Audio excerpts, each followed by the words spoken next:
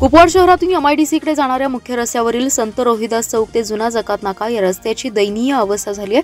रस्त्यावर खड्डेच खड्डे पडलेत। गेल्या आठवडाभरापासून सुरू असलेल्या पावसामुळे हा रस्ता जलमय झालाय।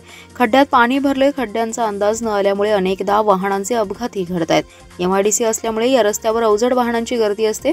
कामगार वर्गही मोठ्या प्रमाणात असल्यामुळे वाहनधारक, सायकलस्वार, पादचारी यांनाही ये-जा करताना कसरत करावी लागते।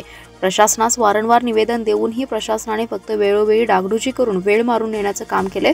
रस्त्यावरील खड्ड्यांमुळे अपघात होऊन जीव जाण्याची शक्यता नाकारता येत नाही। त्यामुळे या रस्त्यावर कायमस्वरूपी तोडगा निघावा अशी उद्योजक वर्गातून मागणी होती। गेल्या काही वर्षांपासून या रस्त्यासाठी उद्योजक, सामाजिक संघटना, स्थानिक लोकप्रतिनिधी झगडत आहेत। खड्ड्यात बसून आंदोलनही करण्यात आलं होतं, तरीही महापालिका प्रशासन याकडे डोळेझाक करत आहे। याउलट प्रशासनाने काही दिवसांपूर्वीच चांगल्या रस्त्यावरच ट्रिमिक रस्त्याचा घाट मांडला। ज्या ठिकाणी रस्ता करणं गरजेचं होतं तो रस्ता न करता चांगल्या रस्त्यावरच ट्रिमिक रस्ता करण्यात येत आहे। महापालिका प्रशासनाची भूमिका नेमकी काय आहे? आयुक्तांनी याकडे लक्ष देणं गरजेचं आहे, अन्यथा सर्वसामान्य नागरिकांना आंदोलनाशिवाय पर्याय नाही।